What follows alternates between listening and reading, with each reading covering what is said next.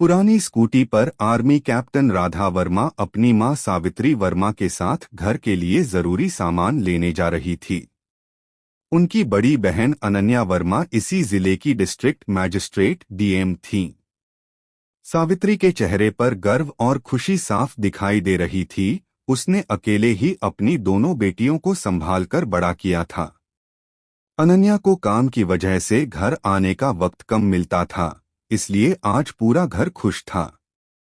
जैसे ही उनकी स्कूटी शहर के बाहरी इलाके की ओर मुड़ी, आगे सड़क पर एक पुलिस बैरियर लगा था। जीप के बोनट पर पैर रखे हुए, मूंछों पर ताव देता इंस्पेक्टर अर्जुन भारद्वाज बैठा था। सड़क पर दो हवलदार मोहन और विजय लाठियां पटकते हुए आने जाने वालों से जबरदस्ती पैसे वसूल रहे थे।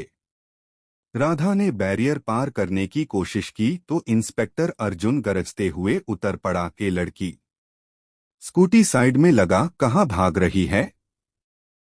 बहुत जल्दी है क्या? राधा ने शांत स्वर में स्कूटी रोकी। वह डरी नहीं थी। बोली, सर, हम घर के लिए सामान लेने जा रहे हैं, सारे कागज साथ हैं। इंस्पेक्टर ने तंज भरी हंसी में कहा, ओहो, बड़ी बहादुर बन रही है।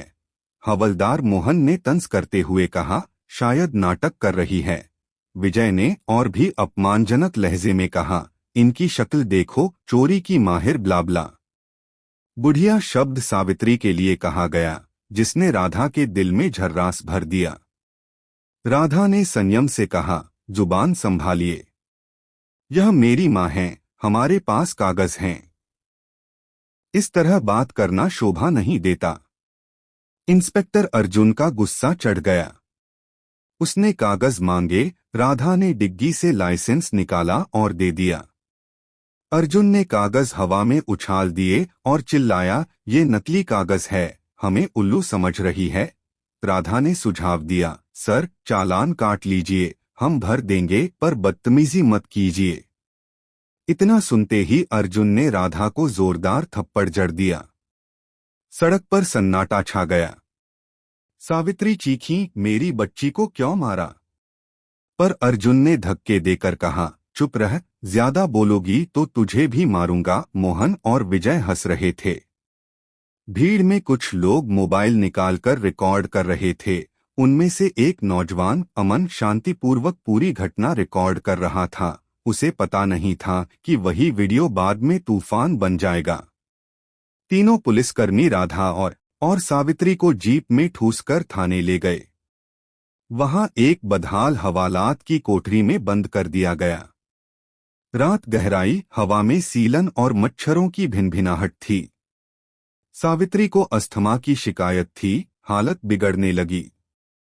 राधा ने बार बार दरवाजा पीटा, किसी को सूचना दी, पर किसी ने गंभीरता नहीं दिखाई। एक चाय वाला, जिसे कभी डीएम ऑफिस में चाय देने जाना पड़ता था, राधा को पहचान गया, पर डर के मारे कुछ कह न सका। एक शराब के नशे में धुत सब इंस्पेक्टर केतन भी आया और अपमानजनक बातें करने के बाद चला गया। रात में अस्पताल पहुंचना मुश्किल था। सावित्री की सांस घुटने लगी।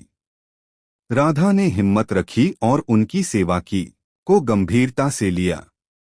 एक व्यापक जांच हुई, कई थानों का औचक निरीक्षण हुआ और मानव सम्मान अभियान की शुरुआत की घोषणा हुई, जिसमें थानों में संवेदनशीलता प्रशिक्षण, शिकायत तंत्र की पारदर्शिता और तत्काल कार्रवाई के नियम शामिल थे।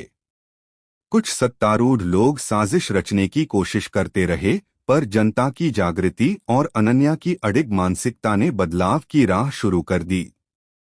अनन्या का ट्रांसफर रोक दिया गया और उन्हें इस सुधार अभियान का मुखिया बनाया गया। कहानी के आखिर में सावित्री अपने बेटियों को देखकर गर्व से मुस्कुराती हैं। एक बेटी ने देश की हिफाजत की, दूसरी ने जिले की हिफाजत और इज्जत की लड़ाई लड़ी। उनका संघर्ष अकेला नहीं रहा। एक छोटा वीडियो, एक बहन की हिम्मत और एक समाज की प्रतिक्रिया ने सिस्टम में ऐसे बदलाव की चिंगारी जलाई जो कई लोगों की जिंदगियां बेहतर कर गई।